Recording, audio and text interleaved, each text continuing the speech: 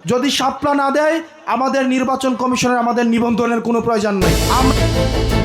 শাপলা মার্কা নিয়ে নির্বাচন করব, নয়তো এনসিপির নিবন্ধনের দরকার নেই, বলেছেন দলটির দক্ষিণাঞ্চলীয় মুখ্য সংগঠক হাসনাত আব্দুল্লাহ।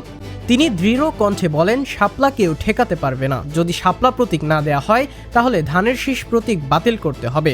এমন বক্তব্যের পরেই নেটিজেনরা প্রশ্ন তুলেছেন, শাপলার সঙ্গে বিএনপির ধানের শীষ প্রতীকের সম্পর্কটা আসলে কি।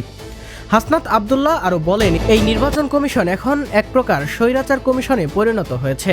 আওয়াল কমিশনের চেয়েও নিচু মানের সিদ্ধান্ত নিচ্ছে তারা। নির্বাচন কমিশন আগারগাঁও থেকে পরিচালিত হওয়ার কথা, কিন্তু সেটি এখন অন্য কোথাও থেকে নিয়ন্ত্রিত হচ্ছে বলে মনে হচ্ছে। তিনি সতর্ক করে বলেন, দায়িত্বে অবহেলার পরিণতি কি হতে পারে সেটা আগের অভিজ্ঞতা থেকেই জানা উচিত। কুমিল্লার দেবিদ্বার উপজেলায় এক উঠান বৈঠকে এসব কথা বলেন এনসিপির এই নেতা।